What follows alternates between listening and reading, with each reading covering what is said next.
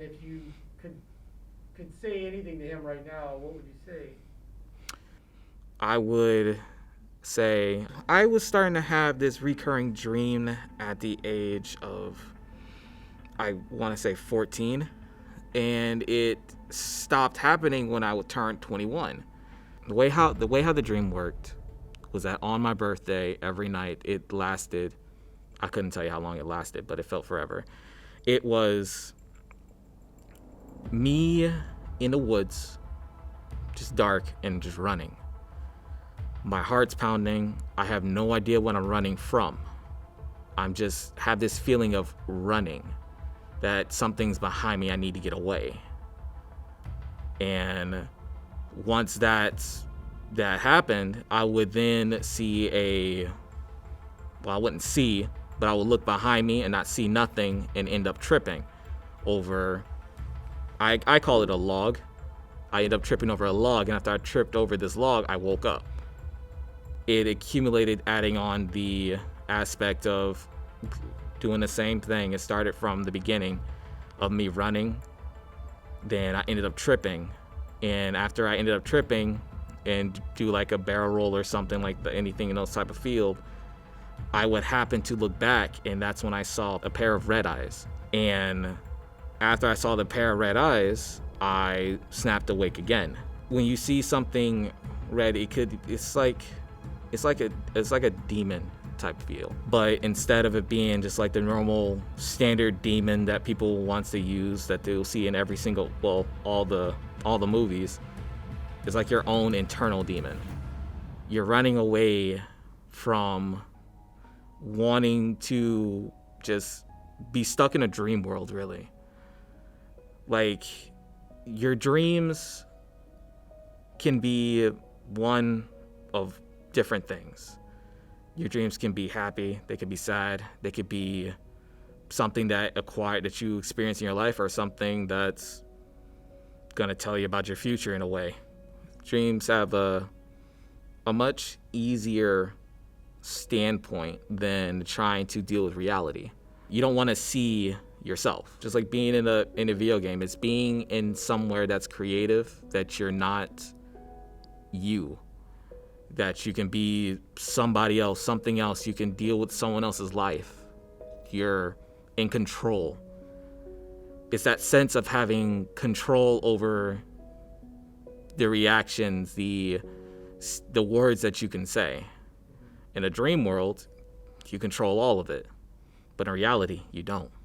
The line that was happening in the dream is that it always happened at night. So at night, there's no light. You don't know where you're at. You don't know where you're going. You're confused. You're lost.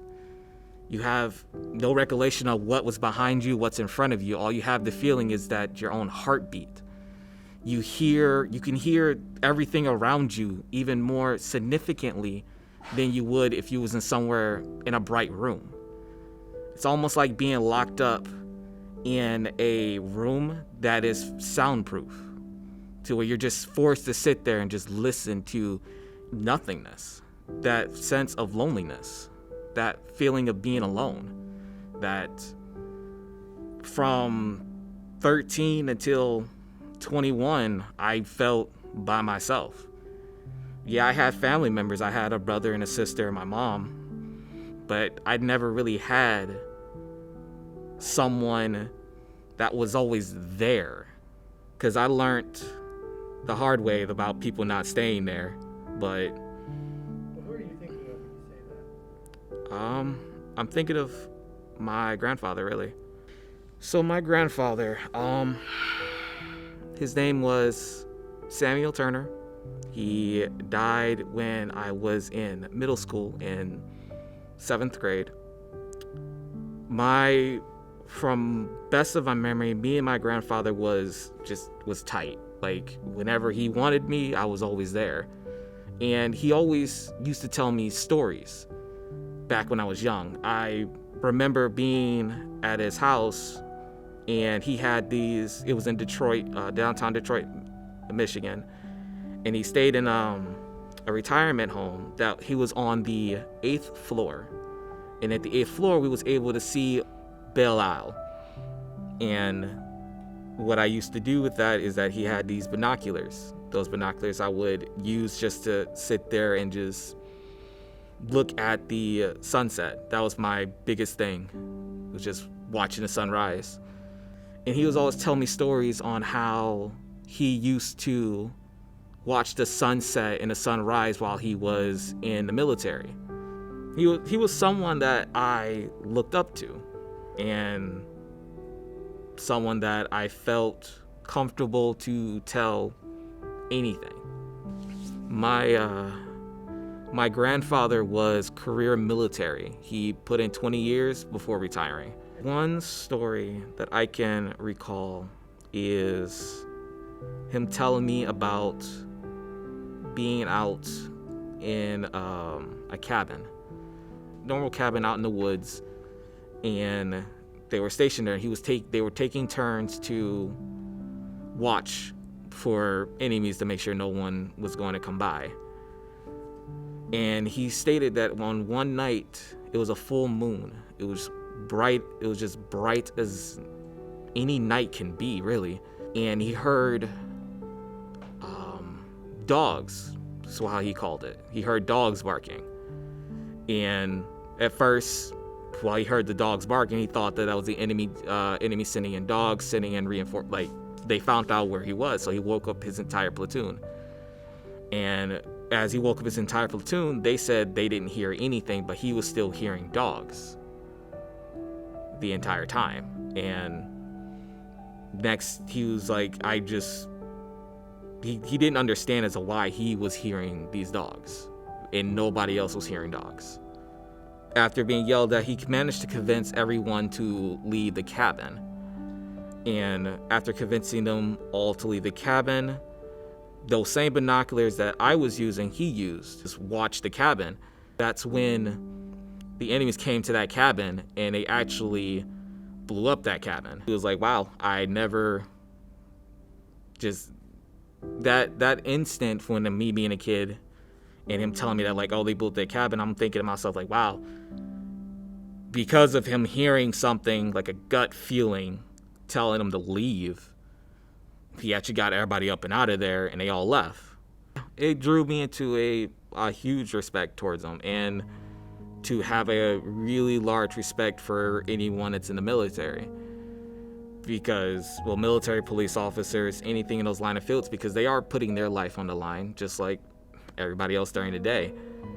But to sign up willingly and knowing the consequences of what can happen, that you can't come back someday, that we all pray that you'll come back, but you never know. The things that he used to say and what he used to do, he was always big in, like, dressing appropriate. Like, there was never a day that I ever saw him that he would dress casual. He dressed professional every single day. Dress to impress. Dress because don't let nobody else see behind. Just dress to impress, dress to look neat. You don't want to give anyone bad information. You don't want to lead people thinking that you're a slob or anything like that. It's dress to look neat, like you have something.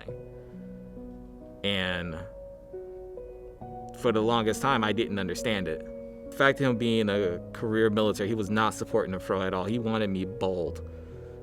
He wanted it shaved completely off, no hairstyles, no nothing. And the last thing he said to me was, you should get a haircut. I was expecting to get, like, talk about something else or to see how you're doing or anything like that. But the last thing that stuck out to this day is that he told me you should get a haircut. It didn't sit well. With him telling me that you should get a haircut didn't sit well with me at all, because I was always, like, he was that role model to me. Like, that, the whole aspect of, it shouldn't care, like, I didn't care the way how he looked. I didn't care that, anything like that. So, for him to heavily state to me on the dying day, because he died the day after that I should get a haircut, that implemented that he cared a lot about how I was presenting myself. I was not wanting to listen. I was wanting to do my own thing, be my own boss. I was that type of kid that was like, I pretended that I was grown when I wasn't. When he told me that I should get a haircut, it felt like a stab in the back. The thing on it was that me and my grandfather was just so tight, and it's like from being young to 5th grade, it was just me being a kid. And by the 7th grade, after he passed and him telling me to just get a haircut, it's like I didn't want that same bond that me and him had to just go away so quickly. That's now, at this time of being much older, I understand it a little bit more. It's not a sense of looking fresh. It's more feeling good about yourself. Doing something that's going to make you appreciate what you look like, how you feel. He was trying to get me to grow up, but I couldn't do it then. I just wanted to live wild and free. When the dress to impress became important to me was when I started to go to college. The one thing to get from a recurring dream is that if you have it a lot, if you have something that constantly passes by day in, day out, it means it's happening for a reason. And through my life, it took the death of my grandfather, recurring dreams that I was having. It's the feeling of, at first, not knowing what's behind me, not knowing what's in front of me. All I know, I'm just running, to knowing what it is that's chasing me, to trying to find a safe spot, and then to an ending of knowing what's right and what's wrong. Especially a hand, please. That's all I'm saying.